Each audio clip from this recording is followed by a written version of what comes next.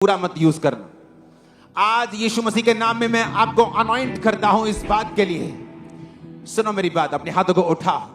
Bible कहती है यिर्मयाह के पास वचन पहुंचा। कब पहुंचा?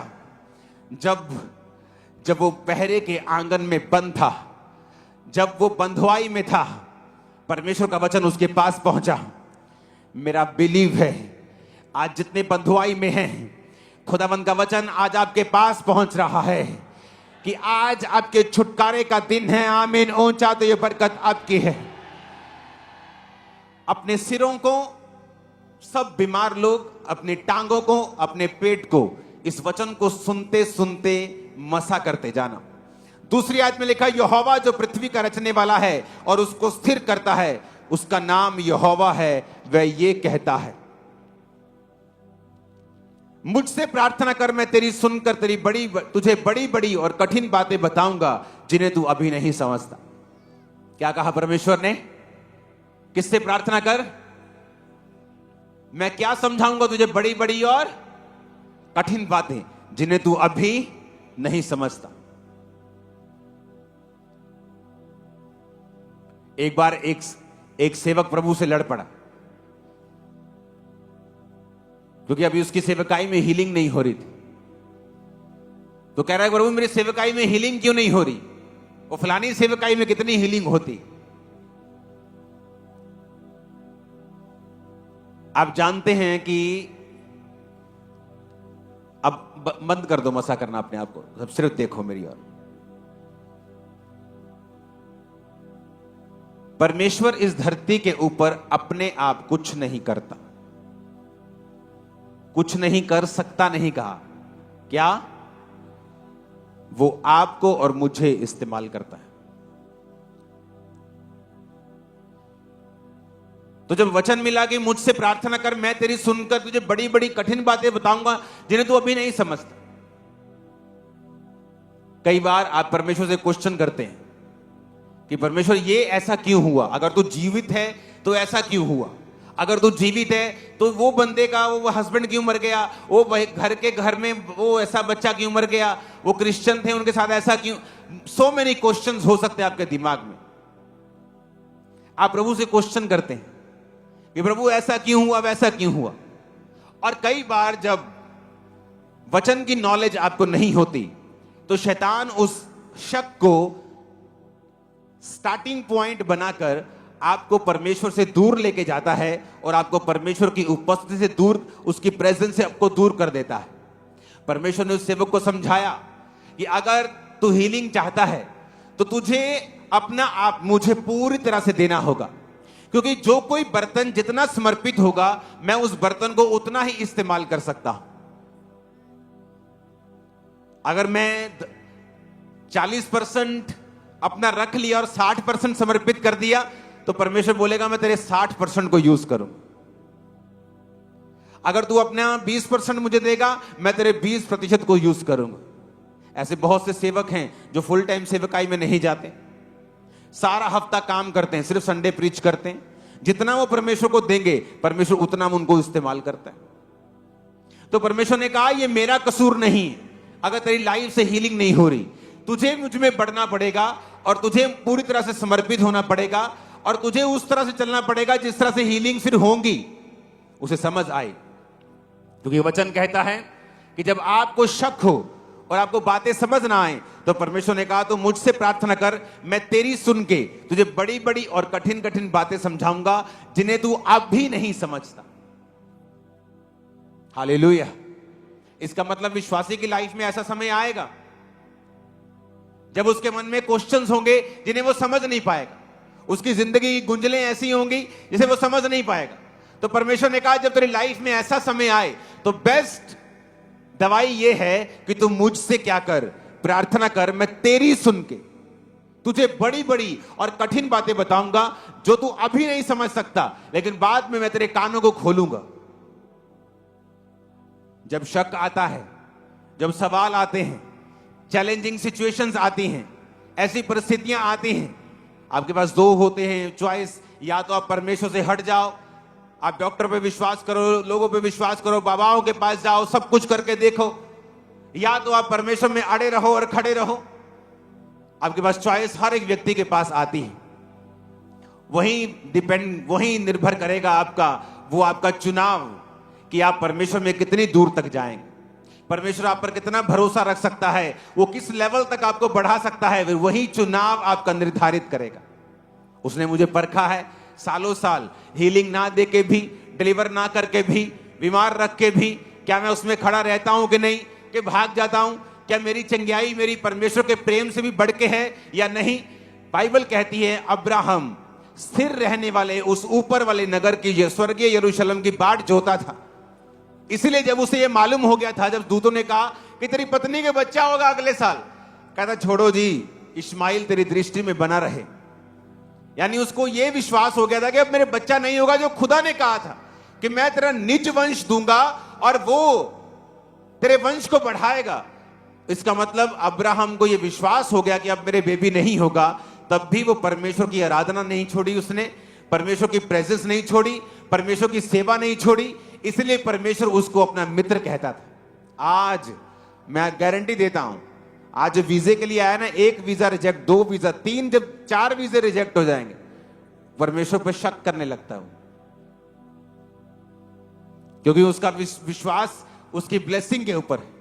और जब शैतान को मालूम हो जाता है कि इसका विश्वास वीजे के ऊपर है, वो उस वीजे को रोक लेता है, क्योंकि उसे यही जरिया के नजर आता है कि अगर मैंने इसका वीजा रोक लिया तो हो सकता है ये परमेश्वर से हट जाए। और जब शैतान को आपने यकीन दिलवा दिया कि आप किसी चीज को प्रभु से भी ज्यादा प्यार करते हैं, वो उस चीज पे अटैक करने लगता है। वो आपकी सेहत हो, आपका परिवार हो, वो आपका फाइनेंस हो, वो कोई भी चीज हो। जिस दिन शैतान को यह मालूम हो गया कि उस चीज से आप ज्यादा प्यार करते हैं, परमेश्वर से कम करते हैं, वो उस चीज को पकड़ लेते हैं। मैंने घरों में देखा है, फैमिली मेंबर से परमेश्वर को भी ज्यादा प्यार, प्रभु से भी ज्यादा प्यार करते हुए, वो नाराज ना हो जाए, परमेश्वर से हट गए, और होते होते वो भी इंसान आपकी लाइफ से दूर चला जाता है। क्योंकि परमेश्वर ने कहा जो कुछ तू मेरे लिए खोएगा मैं तुझे दूंगा, जो कुछ तू मेरे लिए पाएगा मुझे छोड़कर वो तुझसे छीन लिया जाएगा। क्या सिंपल बातें भी हमारी समझ में नहीं आती। क्या कहा उसने, मुझसे क्या कर, तीसरी आयत को पढ़ेंगे, मुझसे क्या कर। क्या तुम प्रेयर करते हो? कितने मिनट? परांठों के ऊपर 2 मिनट प्रेयर करते हैं। हाँ जी कदों रोटी खाने लगे। उसने कहा मुझसे क्या कर। भाई साहब ये फाइट है। क्या है ये? शैतान आपके साथ लड़कर आपकी साल्वेशन, आपकी ब्लेसिंग, जो कुछ प्रभु ने आपके लिए रखा उसको छीनना चाहता है। और वो हर संभव कोशिश करेगा, पाप से लेके, शक से लेके, डर से लेके, हर हथियार वो यूज करेगा आपके खिलाफ। लेकिन परमेश्वर ने भी आपको हथियार दिए। उसने कहा विश्वास की ढाल ले, वचन की तलवार ले, जो वचन है उसे ले, आत्मा की तलवार ले। परमेश्वर ने कहा मुझसे प्रेयर कर, मैं तेरी सुन के बड़ी बड़ी और कठिन बातें बताऊंगा जो तू अभी नहीं समझता। जब आप प्रार्थना में चले जाते हैं कि परमेश्वर ऐसा क्यों, और प्रभु आपको देखता है कि आप बिल्कुल कड़क हैं, आप बिल्कुल हठीले हैं, आत्मा में अच्छे हठीले, कि आप हटने वाले नहीं हैं, आप परमेश्वर में खड़े रहने वाले हैं। अगर आपके कोई संतान ना भी हुई तो भी आप परमेश्वर में बढ़ने वाले हैं, तो परमेश्वर को आपको डिलीवर करना पड़ता है। क्योंकि वो क्या करेगा बच्चा रख के, आपकी आशीष आपको ना देके वो क्या करेगा?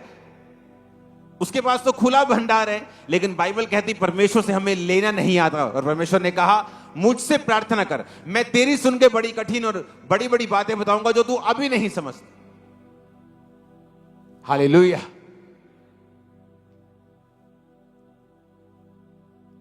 शैतान हर एक चीज को आपके खिलाफ यूज करेगा, आपके मन में शक को डालने के लिए। और आपको वचन से जुड़े रहना है और प्रार्थना में लगे रहना है और फाइट करनी है। जो परमेश्वर ने आपके लिए रखा है वो जनरेशंस के लिए, आपके वंशों के लिए। आमीन ऊंचे वाला चाहिए।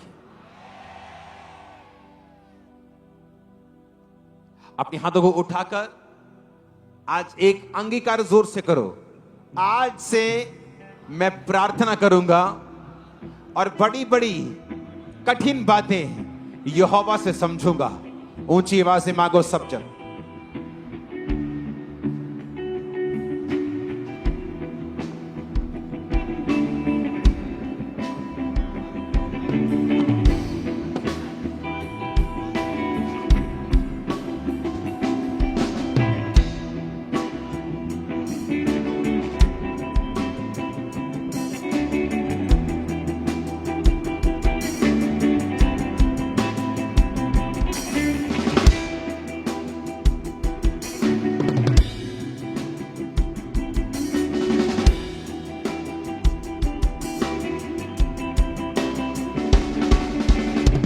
आमीन आमीन। 6 आयत में लिखा, देख मैं इस नगर का इलाज करके इसके निवासियों को चंगा करूंगा और उन पर अपनी शांति और सच्चाई प्रकट करूंगा। इस वचन के साथ मेरा एक इमोशनल रिश्ता है। इस वचन के साथ मैं एक जगह पे गया जहां मीटिंग होती थी, कुछ बहनें मीटिंग करती होती थी, और उन दिनों में मैं बीमार था, परमेश्वर में आने के बावजूद भी, सेवा में आने के बावजूद भी।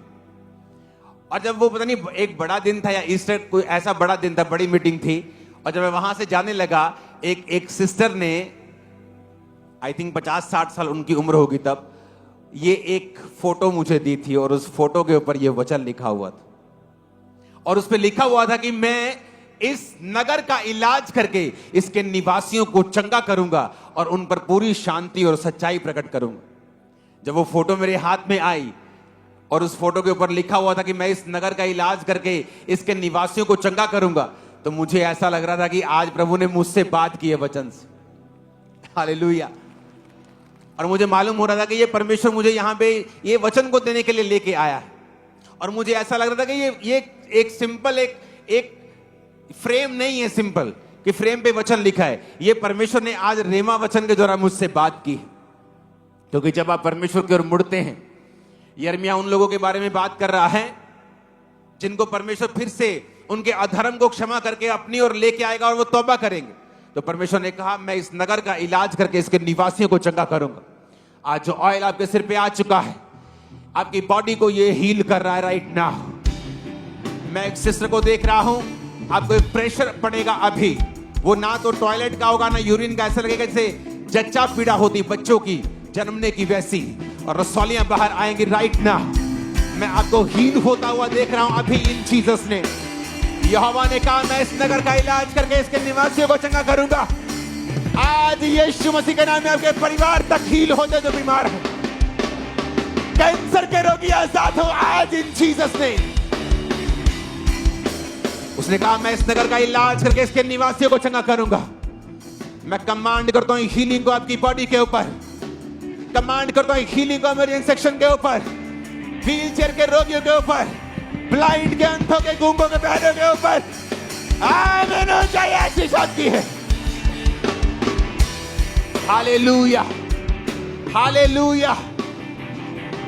7 आयत में लिखा है, मैं इज़राइल और यहूदा के बंदियों को लौटा ले आऊंगा और उन्हें पहले के समान बसाऊंगा।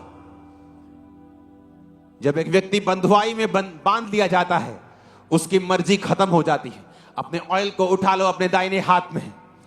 यीशु मसीह के नाम में जो इस ऑयल को लगा रहे हैं, शैतान ने जहां जहां आपको बांधा, परमेश्वर ने कहा, मैं उन्हें पहले के समान यानी आदम और हवा के समान बसाऊंगा। आज यीशु मसीह के नाम में शैतान के सारे बंधन इस ऑयल के कारण आपकी जिंदगी और फाइनेंस और बॉडी से, स्पिरिट से टूट जाए इन जीसस ने। आमीन। मेरे को ऊंचे वाला चाहिए चर्च। परमेश्वर ने कहा, मैं उन्हें फिर से बसाऊंगा।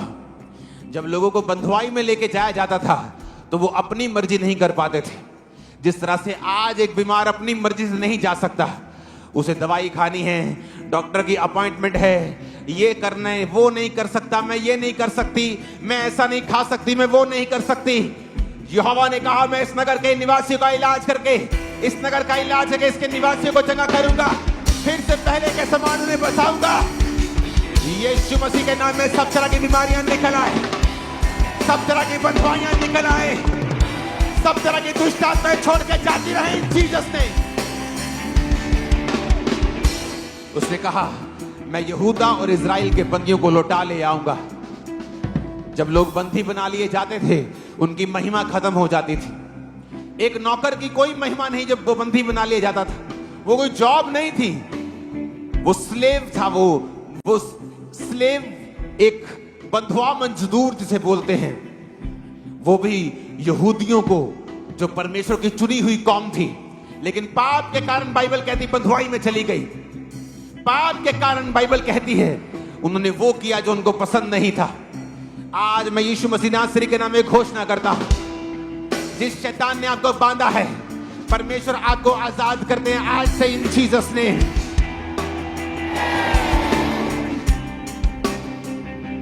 उसने कहा मैं बंदियों को लौटा ले आऊंगा।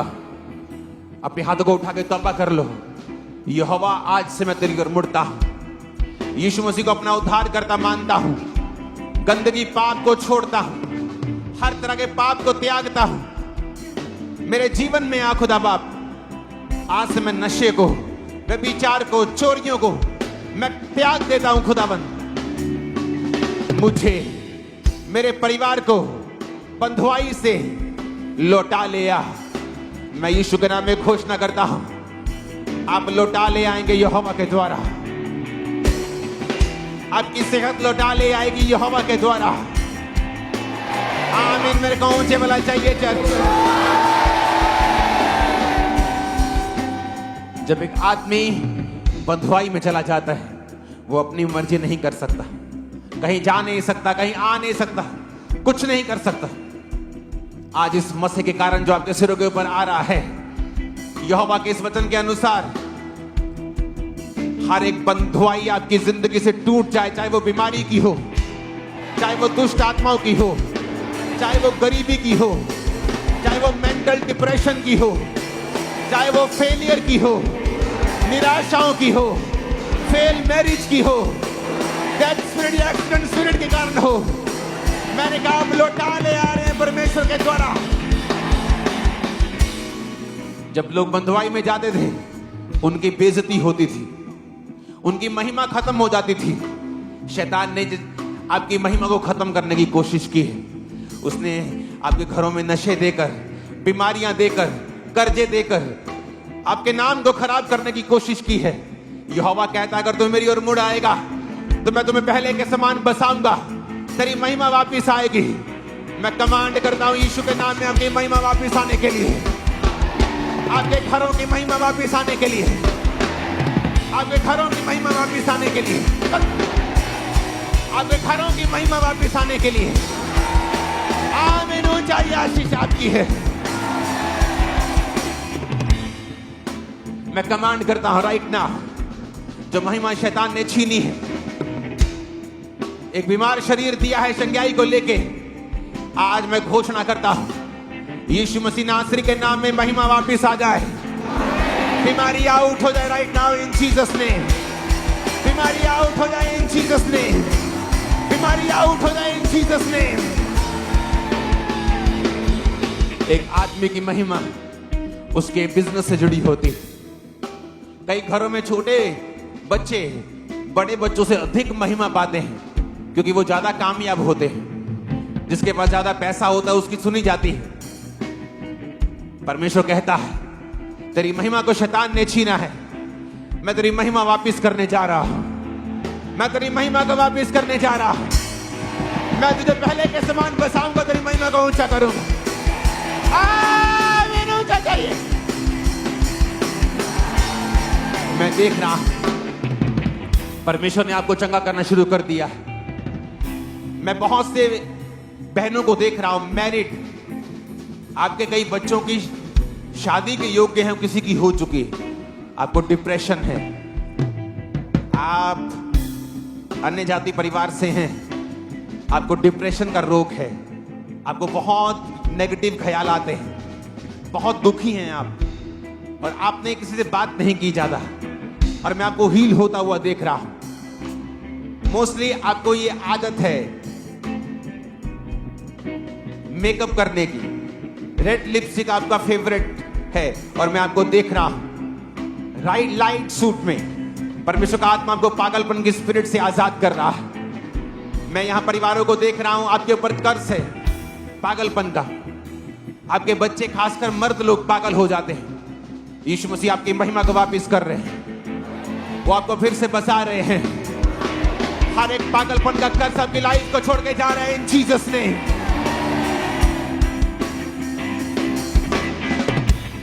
आमीन। मेरे को ऊंचे वाला चाहिए, मेरे को ऊंचे वाला चाहिए। 8 आयत में लिखा, मैं उनको सारे अधर्म और पाप के कामों से शुद्ध करूंगा जो उन्होंने मेरे विरुद्ध किए हैं। जितने अधर्म और अधर्म के पाप के काम, अधर्म के काम उन्होंने मेरे विरुद्ध किए हैं, उनको मैं क्षमा करूंगा। परमेश्वर आपको क्षमा कर चुके हैं, वो आपकी ग्लोरी को फिर से रिस्टोर करने जा रहे हैं। अगर आप वायदा करते हैं, यहोवा आज से मैं पाप नहीं करूंगा, याद रखो, पाप बीमारी, शर्मिंदगी, गरीबी बंधन की ओर लेके जाता है, शर्मिंदगी की ओर लेके जाता है, बेइज्जती की ओर लेके जाता है। और परमेश्वर में चलना, यहोवा के साथ संबंधों को स्थापित करना, इज्जत और पवित्रताई में रहना, वो आपको बंधनों से मुक्त करती है।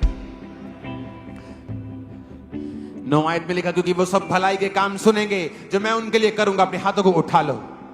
मैं यहोवा के नाम से ऑयल को लगाओ अपने सिर पे, आपकी लाइफ को मसा घोषित करता हूं इस वचन के साथ कि परमेश्वर कहता है कि वो भलाई के काम सुनेंगे जो मैं उनके लिए करूंगा। आज से आप परमेश्वर के भलाई के कामों को अपनी जिंदगी में पूरा होते हुए देखेंगे। आप सुनेंगे परमेश्वर ने आपके लिए भलाई के काम करने शुरू कर दिए हैं, आपके बच्चों के लिए भलाई के काम करने शुरू कर दिए हैं। आमीन। मेरे को ऊंचे वाला चाहिए चर्च। आपको प्रॉब्लम है क्योंकि किसी ने आपकी भलाई के लिए सोचा नहीं। आपका भाई अमीर है लेकिन आपके लिए नहीं सोचा। परमेश्वर कहता है मैं तेरी भलाई के कामों को करूंगा, मैं तेरे भलाई के कामों को करूंगा। वो सब कल्याण और शांति की चर्चा सुनकर जो मैं उनसे करूंगा, डरेंगे और थरथराएंगे। परमेश्वर कल्याण आपकी लाइफ पर भेजने वाला है, शांति को भेजने वाला है। वो सारी गंदगी, अटैक, कारण जो अशांति को पैदा करते हैं, परिवारों में कलेश पैदा करते हैं, लाइफ में अस्थिरता पैदा करते हैं, आज आपकी लाइफ से इस ऑयल के मसे के कारण यहोवा उसको निकालता है, सब चीजों को, in Jesus name. Oh hallelujah, hallelujah. आज परमेश्वर का आत्मा आपसे फिर से कह रहा है, अगर तू वचनों को सुनेगा, अगर तू तौबा करेगा, टाइट को पे करेगा, प्रार्थना को करेगा, पवित्रताई में रहेगा, परमेश्वर कह रहा है मैं तेरे कर्जों की उस शर्मिंदगी से तुझे आजाद कर दूंगा। वो भलाई के काम तो यहोवा का देखेगा। आमीन। हो चाहिए आशीष तुम्हारी। बाइबल कहती है वो पृथ्वी की उन जातियों की दृष्टि में मेरे लिए हर्ष, स्तुति और शोभा का कारण हो जाएंगे। अगर अब आप किसी बॉर्न क्रिश्चियंस के घरों में जाते हैं, बहुत पुराने क्रिश्चियन के घरों में जाते हैं, तो कई घर ऐसे हैं जहां शोभा नजर नहीं आती, परमेश्वर की स्तुति नजर नहीं आती, कर्ज नजर आते हैं, बीमारियां नजर आती हैं। परमेश्वर ने कहा अगर तू मेरी ओर मुड़ेगा तो मैं तुझे उन जातियों की दृष्टि में जो तेरे आसपास रहती हैं स्तुति, हर्ष और शोभा का कारण ठहराऊंगा। आपकी फैमिली में ऐसे काम होंगे कि यहोवा की स्तुति आपके जीवनों से होगी, उसकी शोभा आपके परिवारों से होगी इन जीसस ने। आज मैं देख रहा हूं अपनी आत्मा में आपके परिवारों से गरीबी के कर्ज को टूटते हुए, आपके परिवारों से बड़े बड़े देशों में लोगों को चाहते हुए, आपके परिवारों से बड़े बड़े देशों में लोगों को चाहते हुए, पारिवारिक मेंबर्स को चाहते हुए। मैं आपको बता रहा हूं परमेश्वर ठान चुका है उन लोगों के लिए जो उसकी ओर मुड़ चुके हैं। वो ठान चुका है उन लोगों के लिए कि वो आपको शोभा का कारण बनाएगा। अनॉइंटिंग को रिसीव करो इन जीसस ने, अनॉइंटिंग को रिसीव करो इन जीसस ने, अनॉइंटिंग को रिसीव करो इन जीसस ने। रिसीव करो इन जीसस नेम। अपने हाथों को उठा। याद रखो, पहली कंडीशन यही है, तुमने बपतिस्मा लिया है कि नहीं, क्योंकि तौबा का मतलब है बपतिस्मा। जो लोग बोलते मैंने तौबा कर ली है पर बपतिस्मा नहीं लिया, मैं आपको बताना चाहता हूं, अपनी गलत फहमी को दूर कर लें। बिना बपतिस्मे कोई तौबा नहीं होती। यह गलत टीचिंग है कि मैंने तौबा कर ली है, अब मैं बपतिस्मा ले लूंगा।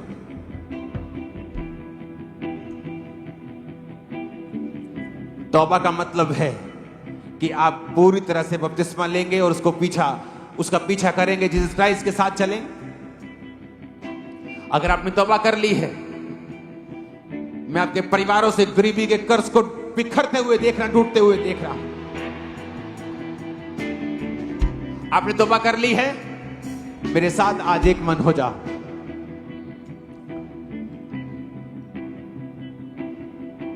जीसस ने कहा मैं तुम्हें सांपों और बिच्छुओं को रोंदने का अधिकार देता हूं। कहा कि नहीं कहा? अब तुम क्या करोगे? तुम मेरे साथ एक प्रार्थना करोगे। अपने हाथों को उठा लो। मैं सिर्फ 10 मिनट आपके लिए प्रेयर करूंगा और इन 10 मिनट्स के अंदर जो